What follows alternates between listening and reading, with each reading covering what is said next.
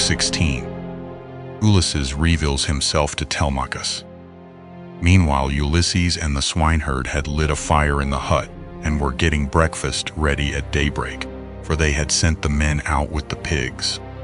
When Telemachus came up, the dogs did not bark but fawned upon him. So Ulysses, hearing the sound of feet and noticing that the dogs did not bark, said to Eumaeus, "Eumaeus, I hear footsteps.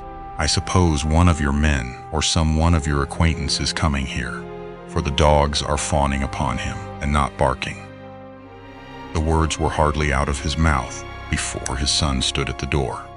Eumaeus sprang to his feet, and the bowls in which he was mixing wine fell from his hands as he made towards his master.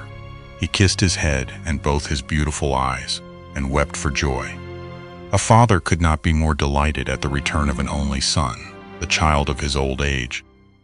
After 10 years' absence in a foreign country, and after having gone through much hardship, he embraced him, kissed him all over as though he had come back from the dead, and spoke fondly to him, saying, "So you are come, Telemachus, light of my eyes that you are. When I heard you had gone to Pylos, I made sure I was never going to see you any more. Come in, my dear child, and sit down, that I may have a good look at you now you are home again. It is not very often you come into the country to see us herdsmen. You stick pretty close to the town generally. I suppose you think it better to keep an eye on what the suitors are doing." "So be it, old friend," answered Telemachus. "But I am come now because I want to see you, and to learn whether my mother is still at her old home, or whether someone else has married her, so that the bed of Ulysses is without bedding and covered with cobwebs." "She is still at the house," replied Eumaeus, "grieving and breaking her heart, and doing nothing but weep, both night and day continually." As he spoke, he took Telemachus's spear, whereon he crossed the stone threshold and came inside. Ulysses rose from his seat to give him place as he entered, but Telemachus checked him. "Sit down, stranger," said he. "I can easily find another seat, and there is one here who will lay it for me." Ulysses went back to his own place, and Eumaeus strewed some green brushwood on the floor, and threw a sheepskin on top of it for Telemachus to sit upon. Then the swineherd brought them platters of cold meat, the remains from what they had eaten the day before, and he filled the bread baskets with bread as fast as he could. He mixed wine also in bowls of ivy wood, and took his seat facing Ulysses. Then they laid their hands on the good things that were before them, and as soon as they had had enough to eat and drink, Telemachus said to Eumaeus, "Old friend, where does this stranger come from? How did his crew bring him to Ithaca, and who were they? For assuredly he did not come here by land." To this you answered, O swineherd Eumaeus, "My son, I will tell you the real truth. He says he is a Cretan, and that he has been a great traveler. At this moment he is running away from a Thesprotian ship, and has taken refuge at my station, so I will put him into your hands. Do whatever you like with him, only remember that he is your suppliant." "I am very much distressed," said Telemachus, "by what you have just told me. How can I take this stranger into my house? I am as yet young, and am not strong enough to hold my own if any man attacks me. My mother cannot make up her mind whether to stay where she is, and look after the house out of respect for public opinion and the memory of her husband, or whether the time is now come for her to take the best man of those who are wooing her, and the one who will make her the most advantageous offer. Still, as the stranger has come to your station, I will find him a cloak and shirt of good wear, with a sword and sandals, and will send him wherever he wants to go. Or if you like, you can keep him here at the station, and I will send him clothes and food that he may be no burden on you and on your men.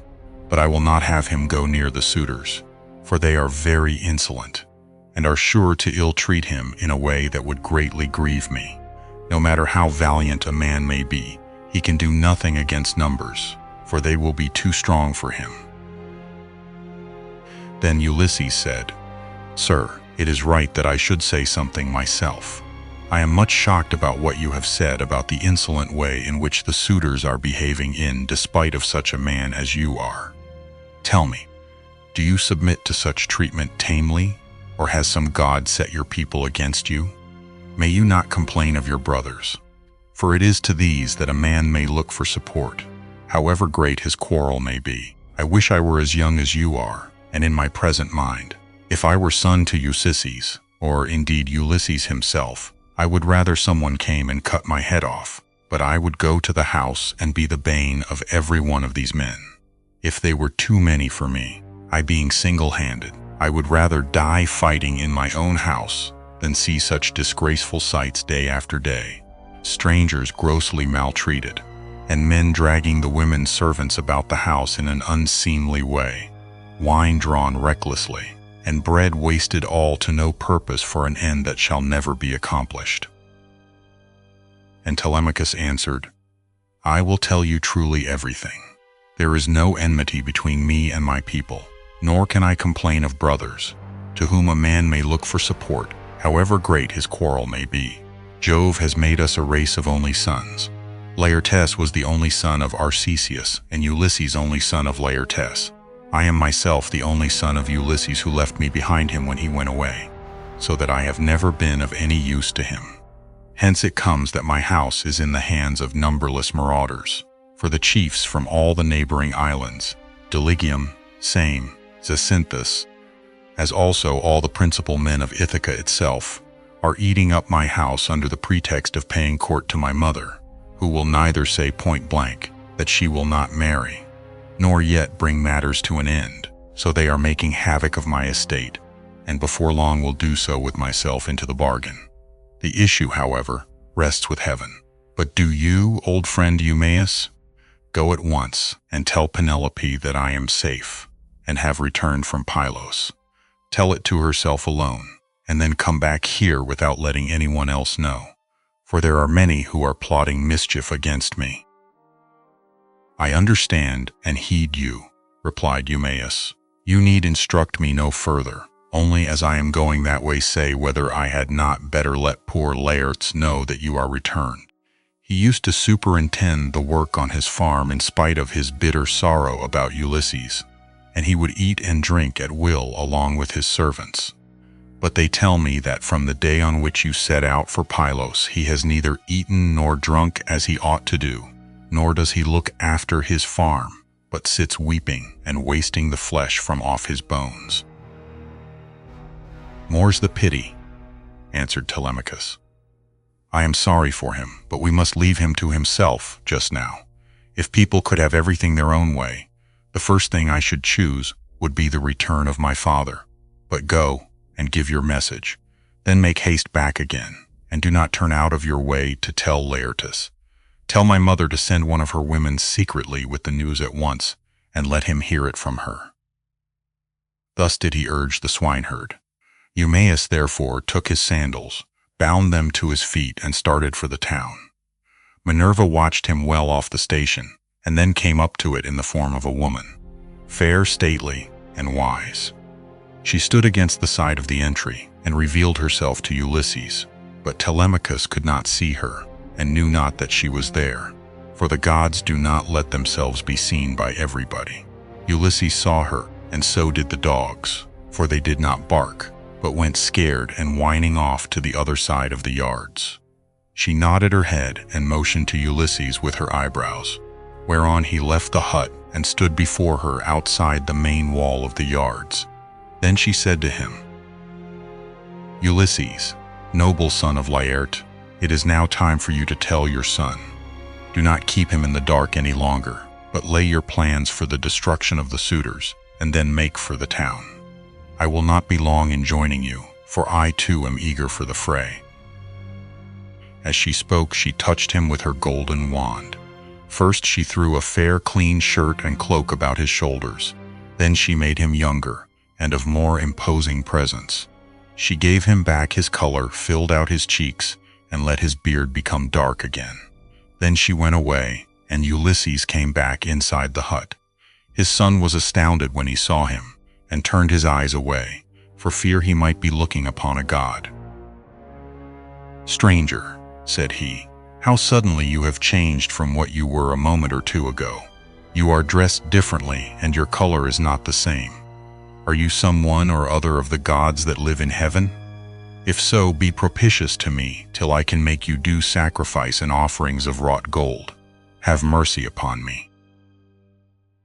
And Ulysses said, "I am no god. Why should you take me for one? I am your father, on whose account you grieve and suffer so much at the hands of lawless men." As he spoke, he kissed his son, and a tear fell from his cheek onto the ground, for he had restrained all tears till now.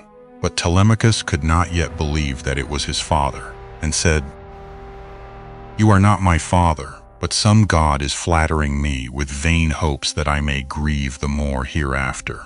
No mortal man could of himself contrive to do as you have been doing, and make yourself old and young at a moment's notice, unless a god were with him. A second ago you were old and all in rags, and now you are like some god come down from heaven." Ulysses answered, "Telemachus, you ought not to be so immeasurably astonished at my being really here. There is no other Ulysses who will come hereafter. Such as I am, it is I, who, after long wandering and much hardship, have got home in the 20th year to my own country. What you wonder at is the work of the redoubtable goddess Minerva, who does with me whatever she will, for she can do what she pleases. At one moment she makes me like a beggar, and the next I am a young man with good clothes on my back. It is an easy matter for the gods who live in heaven to make any man look either rich or poor." As he spoke, he sat down, and Telemachus threw his arms about his father and wept. They were both so much moved that they cried aloud like eagles or vultures with crooked talons that have been robbed of their half-fledged young by peasants. Thus piteously did they weep, and the sun would have gone down upon their mourning, if Telemachus had not suddenly said, "In what ship, my dear father, did your crew bring you to Ithaca? Of what nation did they declare themselves to be? For you cannot have come by land." "I will tell you the truth, my son," replied Ulysses. "It was the Phaeacians who brought me here. They are great sailors, and are in the habit of giving escorts to anyone who reaches their coasts. They took me over the sea while I was fast asleep, and landed me in Ithaca, after giving me many presents in bronze, gold, and raiment. These things by heaven's mercy are lying concealed in a cave, and I am now come here on the suggestion of Minerva, that we may consult about killing our enemies. First, therefore, give me a list of the suitors, with their number, that I may learn who and how many they are. I can then turn the matter over in my mind, and see whether we two can fight the whole body of them ourselves, or whether we must find others to help us." To this Telemachus answered, "Father, I have always heard of your renown, both in the field and in council, but the task you talk of is a very great one. I am awed at the mere thought of it. 2 men cannot stand against many and brave ones. There are not 10 suitors only, nor twice 10, but 10 many times over. You shall learn their number at once. There are 52 chosen youths from Dulichium, and they have 6 servants. From Same there are 24, 20 young Achaeans from Zacynthus, and 12 from Ithaca itself, all of them well born. They have with them a servant Medon, a bard, and 2 men who can carve at table. If we face such numbers as this, you may have bitter cause to rue your coming and your revenge. See whether you cannot think of someone who would be willing to come and help us." "Listen to me," replied Ulysses, "and think whether Minerva and her father Jove may seem sufficient, or whether I am to try and find someone else as well." "Those whom you have named," answered Telemachus, "are a couple of good allies, for though they dwell high up among the clouds, they have power over both gods and men. These 2, continued Ulysses, will not keep long out of the fray, when the suitors and we join fight in my house. Now, therefore, return home early tomorrow morning, and go about among the suitors as before. Later on the swineherd will bring me to the city disguised as a miserable old beggar. If you see them ill-treating me, steel your heart against my sufferings. Even though they drag me feet foremost out of the house, or throw things at me. Look on, and do nothing beyond gently trying to make them behave more reasonably. But they will not listen to you, for the day of their reckoning is at hand. Furthermore, I say, and lay my saying to your heart, when Minerva shall put it in my mind, I will nod my head to you, and on seeing me do this, you must collect all the armor that is in the house and hide it in the strong storeroom. Make some excuse when the suitors ask you why you are removing it. Say that you have taken it to be out of the way of the smoke, inasmuch as it is no longer what it was when Ulysses went away, but has become soiled and begrimed with soot. Add to this more particularly that you are afraid Jove may set them on to quarrel over their wine, and that they may do each other some harm which may disgrace both banquet and wooing. For the sight of arms sometimes tempts people to use them. But leave a sword and a spear apiece for yourself and me, and a couple of ox-hide shields, so that we can snatch them up at any moment. Jove and Minerva will then soon quiet these people. There is also another matter. If you are indeed my son and my blood runs in your veins, let no one know that Ulysses is within the house, neither Laertes, nor yet the swineherd, nor any of the servants, nor even Penelope herself. Let you and me exploit the women alone, and let us also make trial of some other of the men's servants, to see who is on our side and whose hand is against us. Father, replied Telemachus, you will come to know me by and by, and when you do, you will find that I can keep your counsel. I do not think, however, the plan you propose will turn out well for either of us. Think it over. It will take us a long time to go the round of the farms and exploit the men, and all the time the suitors will be wasting your estate with impunity and without compunction. Prove the women by all means, to see who are disloyal and who guiltless. But I am not in favor of going round and trying the men. We can attend to that later on, if you really have some sign from Jove that he will support you. Thus did they converse, and meanwhile the ship which had brought Telemachus and his crew from Pylos had reached the town of Ithaca. When they had come inside the harbor, they drew the ship on to the land. Their servants came and took their armor from them, and they left all the presents at the house of Clitius. Then they sent a servant to tell Penelope that Telemachus had gone into the country, but had sent the ship to the town to prevent her from being alarmed and made unhappy. This servant and Eumaeus happened to meet when they were both on the same errand of going to tell Penelope. When they reached the house, the servant stood up and said to the queen in the presence of the waiting women, "Your son, madam, is now returned from Pylos."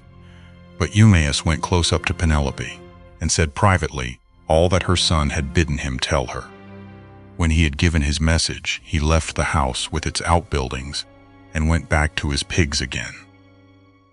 The suitors were surprised and angry at what had happened, so they went outside the great wall that ran round the outer court and held a council near the main entrance. Eurymachus, son of Polybus, was the first to speak. "My friends," said he, "this voyage of Telemachus's is a very serious matter. We had made sure that it would come to nothing. Now, however, let us draw a ship into the water and get a crew together to send after the others and tell them to come back as fast as they can." He had hardly done speaking when Amphinomus turned in his place and saw the ship inside the harbor, with the crew lowering her sails and putting by their oars. So he laughed and said to the others, "We need not send them any message, for they are here. Some god must have told them, or else they saw the ship go by and could not overtake her." On this they rose and went to the water side. The crew then drew the ship on shore. Their servants took their armor from them, and they went up in a body to the place of assembly. But they would not let anyone old or young sit along with them, and Antinous, son of Eupeithes, spoke first. "Good heavens," said he, "see how the gods have saved this man from destruction. We kept a succession of scouts upon the headlands all day long, and when the sun was down we never went on shore to sleep, but waited in the ship all night till morning in the hope of capturing and killing him. But some god has conveyed him home in spite of us. Let us consider how we can make an end of him. He must not escape us. Our affair is never likely to come off while he is alive, for he is very shrewd, and public feeling is by no means all on our side. We must make haste before he can call the Achaeans in assembly. He will lose no time in doing so, for he will be furious with us, and will tell all the world how we plotted to kill him, but failed to take him. The people will not like this when they come to know of it. We must see that they do us no hurt, nor drive us from our own country into exile. Let us try and lay hold of him, either on his farm away from the town, or on the road hither. Then we can divide up his property amongst us, and let his mother and the man who marries her have the house. If this does not please you, and you wish Telemachus to live on and hold his father's property, then we must not gather here and eat up his goods in this way, but must make our offers to Penelope each from his own house, and she can marry the man who will give the most for her, and whose lot it is to win her." They all held their peace until Amphinomus rose to speak. He was the son of Nisus, who was son to King Eumaeus, and he was foremost among all the suitors from the wheat-growing and well-grassed island of Dulichium. His conversation, moreover, was more agreeable to Penelope than that of any of the other suitors, for he was a man of good natural disposition. "My friends," said he, speaking to them plainly and in all honesty, "I am not in favor of killing Telemachus. It is a heinous thing to kill one who is of noble blood. Let us first take counsel of the gods, and if the oracles of Jove advise it, I will both help to kill him myself, and will urge everyone else to do so. But if they dissuade us, I would have you hold your hands." Thus did he speak, and his words pleased them well. So they rose forthwith and went to the house of Ulysses, where they took their accustomed seats. Then Penelope resolved that she would show herself to the suitors. She knew of the plot against Telemachus, for the servant Medon had overheard their counsels and had told her. She went down therefore to the court attended by her maidens, and when she reached the suitors, she stood by one of the bearing posts, supporting the roof of the cloister, holding a veil before her face, and rebuked Antinous, saying, "Antinous, insolent and wicked schemer, they say you are the best speaker and counselor of any man your own age in Ithaca, but you are nothing of the kind, madman. Why should you try to compass the death of Telemachus, and take no heed of suppliants, whose witness is Jove himself? It is not right for you to plot thus against one another. Do you not remember how your father fled to this house in fear of the people, who were enraged against him for having gone with some Taphian pirates and plundered the Thesprotians, who were at peace with us?